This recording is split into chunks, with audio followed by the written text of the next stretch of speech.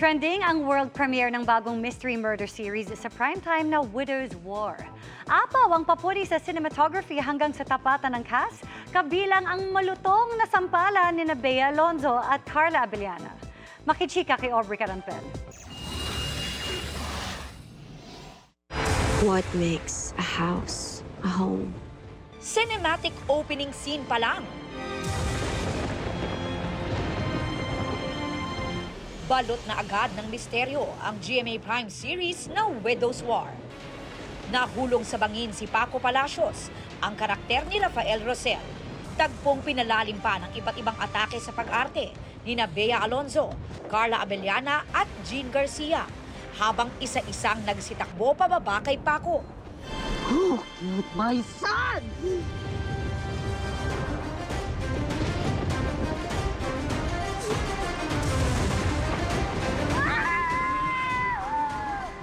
Ang world premiere ng murder mystery drama, sama-samang tinutukan ng cast at crew sa pangunguna ng award-winning director ng serye na si Zig Dulay. Pinag-usapan din ang pilot episode sa social media na trending sa X. Trending din si Queen Bea Alonzo na hinangaan sa dramatic scenes ng karakter na si Sam. I'm very happy. Gusto ko magpasalamat sa lahat ng tumutok, nanood. Maraming salamat din sa mga nagbigay ng mga magagandang comments, nag-review ng aming show.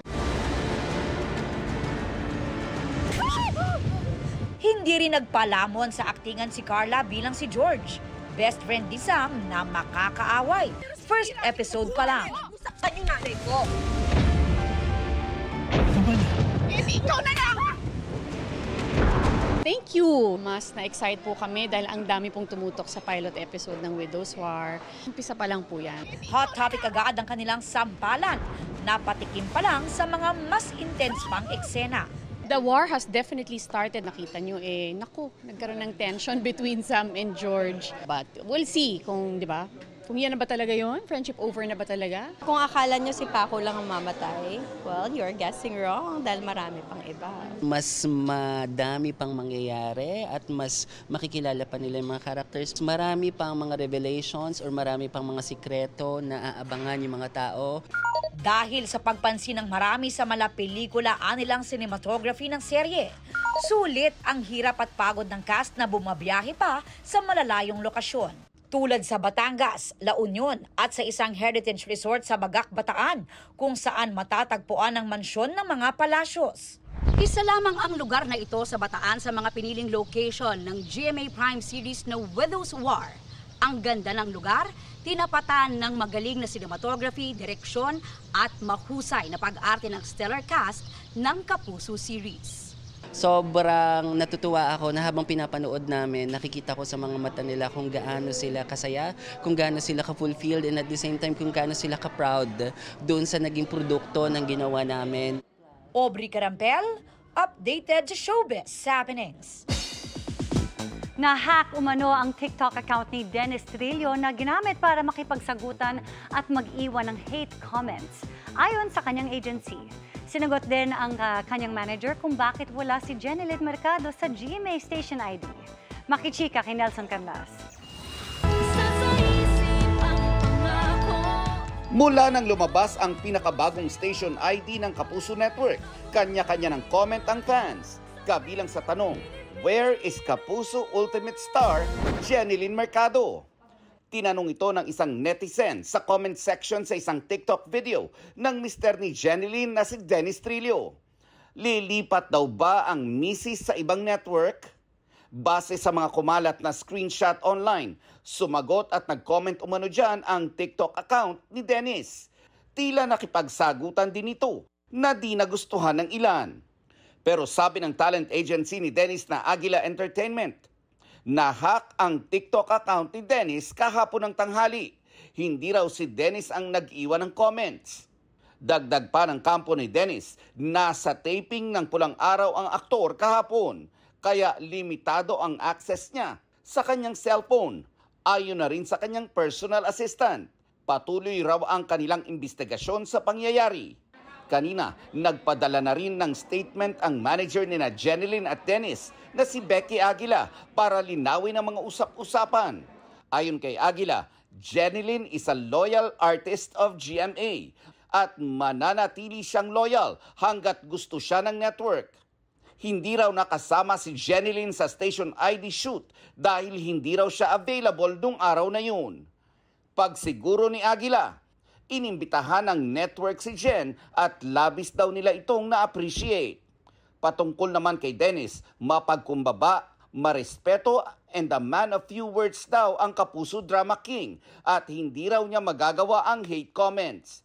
Na insensitive lalo na sa mga nakatrabaho niya noon sa ABS-CBN.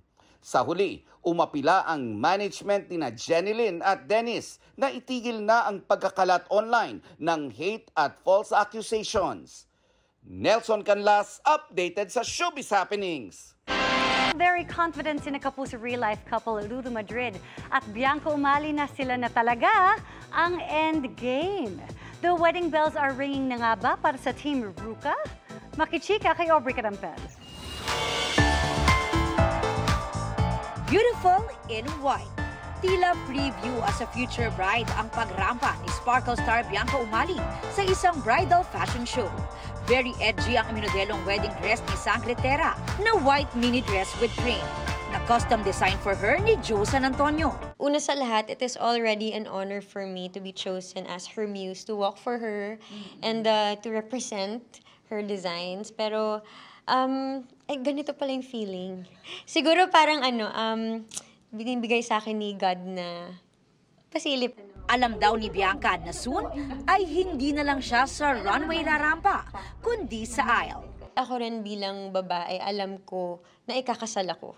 And bubuo ako ng pamilya ko, ganyan. And I am lucky na I have already chosen the person that I do want to marry. Nang tanungin naman namin si Bianca kung ano ang kanyang dream wedding. Gusto ko lang na nandun yung lola ko. Gusto ko lang na siya yung maghatid sa akin sa altar. Si Black Rider Ruru Madrid na nga ba ang kanyang groom-to-be? Yes. Oo naman. Confident naman naming sinasagot yan. Si Ruru na pinanood ang pagrampa ni Bianca, hindi raw maipaliwanag ang naramdaman nang makita si Bianca na nakasuot pangkasal. Parang kinilig ba? Ganyan. Pero sobrang nakaka-proud. Talagang nakita ko yung kung gaano siya kaganda at syempre, na-excite ako na darating yung araw, makikita ko siya muli na ganun yung suot niya. Dahil sure na raw na ang future nila ay ang isa't isa, right timing na lang daw ang hinihintay nila. Ayoko din magsalita ng tapos that it will not be in the near future. But sa ngayon kasi Ruru and I are both in such good places, both in our careers and in our relationship, and also sa mga sarili naming buhay. Kusa na lang mararamdaman yan. Hindi natin masabi kung kailan, pero alam kong malapit na. Aubrey Carampel, updated Showbiz Happenings. Pinasaya pang lalo ng Kapuso Stars ang fiesta sa Calatrava, Negros Occidental at Apalit, Pampanga. Kabilang sa mga nasa Pampanga ang lead stars ng Widow's War na excited para sa pilot week ng series. Yan ang report ni Joanne Ponsoy ng GMA Regional TV. Buhay na buhay ang diwa ng tradisyon tulad ng basaan at prosesyon na pasasalamat ng mga taga-Apalit, Pampanga sa ika-427 Town Fiesta ng kanilang lugar. Makulay at masaya ang selebrasyon na mas pinasigla ng cast ng US Kapuso series na Widow's War sa GMA Regional TV Kapuso Mall Show. Matinding tilian ang sinalubong sa sweet song number ni Kapuso primetime goddess Carla Bellana. Happy Fiesta sa mga taga-Apalit, Pampanga. I'm happy nakabalik kami dito. Mas naging intense pa ang show nang mag-perform si box office queen Bea Alonzo.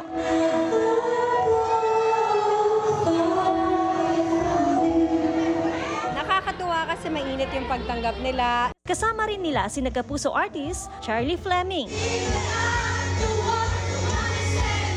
Royce Cabrera,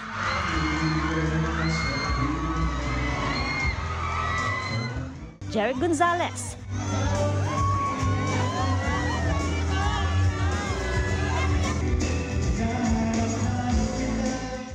extra saya rin ang hatid sa audience ni Kapuso comedian May Bautista na nagsilbing host ng show. Naging extra special din ang experience ng mga taga Calatrava, Negros Occidental sa Lilas Pandan Festival ngayong 2024. Napuno ang Calatrava Municipal Grounds ng fans na nag-abang sa kanilang mga idolo na sina Running Man PH star Glyza De Castro.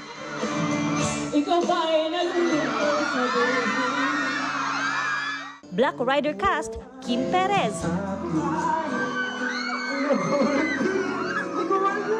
And Xavier Ramos.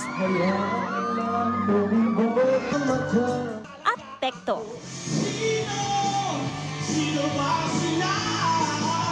Sana bigyan din kami chance makabalik dito. Maraming salamat po. Grabe, na-enjoy namin yung pag-perform dito. I'm so happy na nakarating ako dito. Wow!